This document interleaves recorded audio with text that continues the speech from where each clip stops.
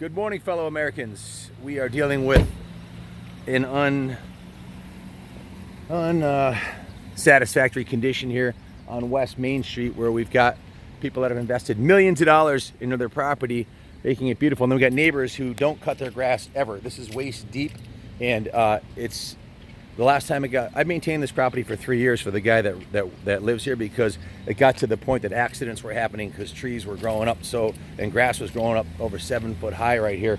The wall's falling down, and it's not maintained at all. There's trees growing out of everywhere, including on the sidewalk. It got to the point you couldn't bring a handicapped wheelchair down here. How do I know that? Well, my kid's grandmother's in a wheelchair and she couldn't come down. She had to cross across the street, which is very dangerous. So I'm done maintaining it. I threw in the towel.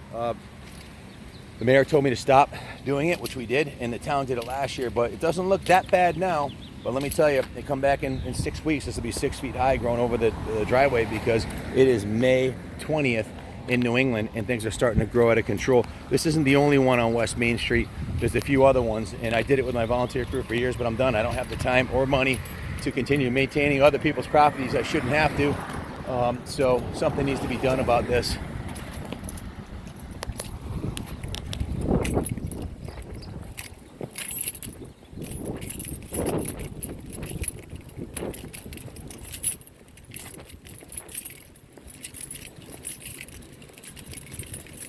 What's the address there? Rockville on West Main. You can't miss the house. West Main and Orchard. This house is on the corner of West Main and Orchard, if you're wondering. On the right, you've got Springville Mills, who spends a fortune in property taxes, and they keep their property groomed to perfection. This is a $20 million project, and across the street, you've got Mr. Dirtbag, who can't mow his lawn ever, even though he is a state employee professor who makes $127,000 a year and has a side job doing artwork, as he says, overseas, making a lot of money. He only works 6 or 7 months out of the year as a professor. So we maintained it. He never offered to give us a nickel for 3 years. Didn't even offer to give the people doing it a sip of water or anything. So, I don't know. He's an artist. I don't know. That's a stereotype. I don't know what the deal is. But then we got 2 doors up. We got a lovely furniture on the sidewalk here at this house at 137, which is a real pleasure. And then right next door, you've got another $20 million mill restoration. Fantastic. So these multi-million-dollar mill restorations are surrounded by a few homes that are just, I don't know what to call it, but it's really frustrating. Over here, this lot right here, let's stop right here. Let me get out of the car. This lot, I maintained this lot for 3 years. It was completely overgrown. At Mayor Dan's request or advice, because I couldn't afford to continue it, we threw in the towel. But as you can see, these pricker bushes are about to grow over the sidewalk. They're already into the sidewalk. But this is a beautiful piece of property, but no one maintains it.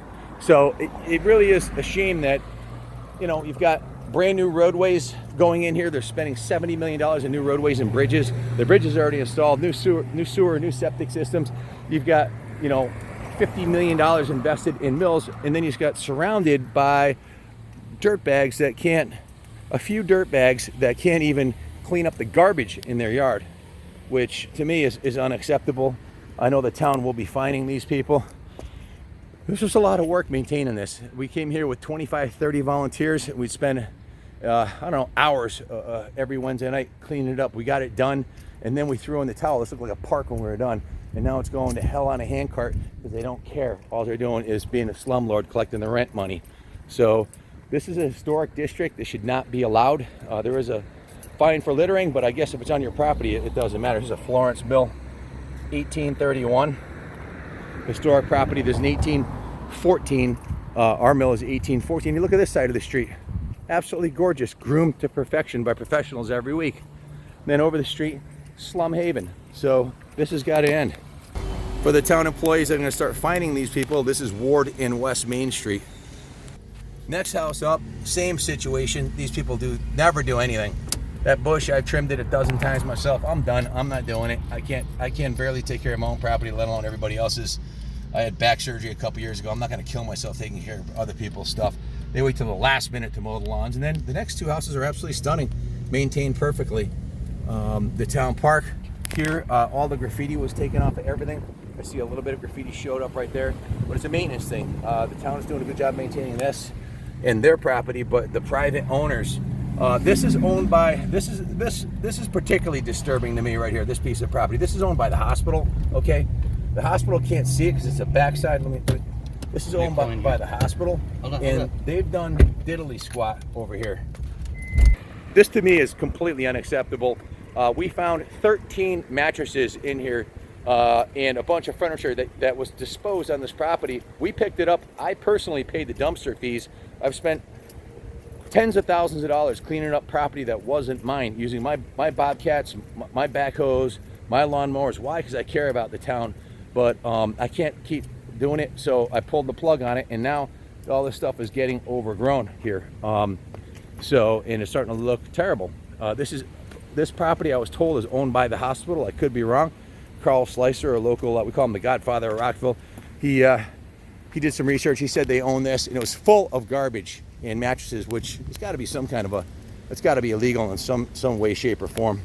So as we go up the road here, the TKB over here had a lot of graffiti on it. We took care of that also. That's looking pretty good.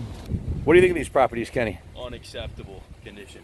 Mark? Come on, guys. Rockville's worth saving. Come on, have some pride. Get off your couch and clean up your yard. That's what I say.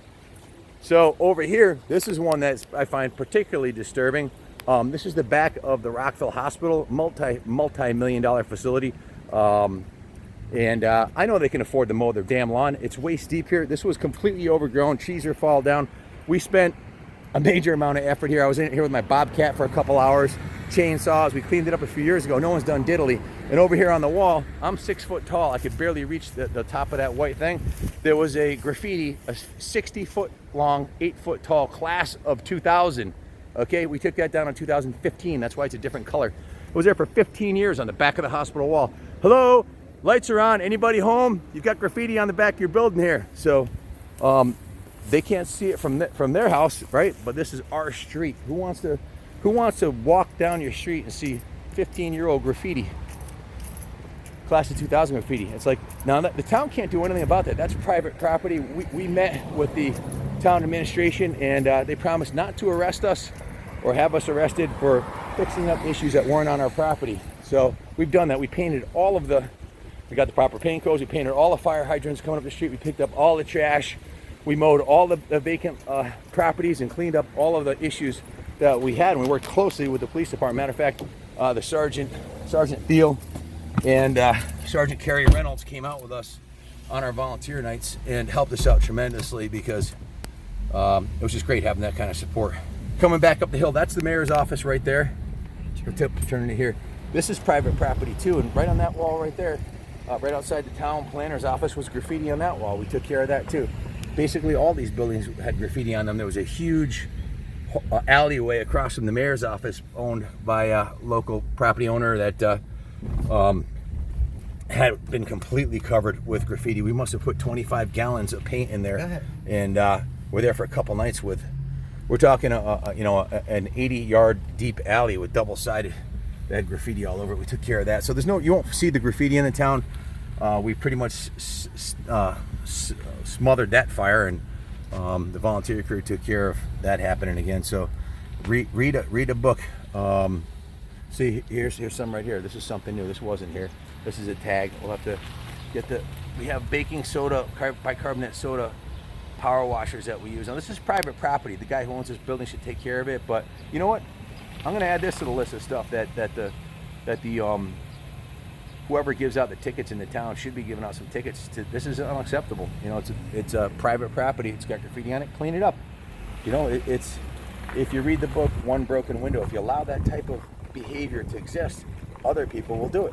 Others, mostly youths, will tag the property, and it's unacceptable. It can't happen. Not on our watch. So, thanks for listening to my rant today. But I'm pretty passionate about it. I invested a lot of time and money into cleaning up the town, and I want to see it stay that way. But I can't do it forever. I'm 54 years old. I'm not going to be out here till I'm 70 cleaning the streets. It ain't happening.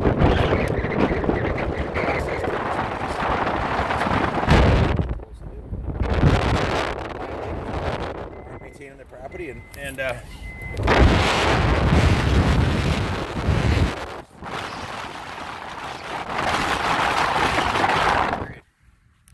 thanks for listening.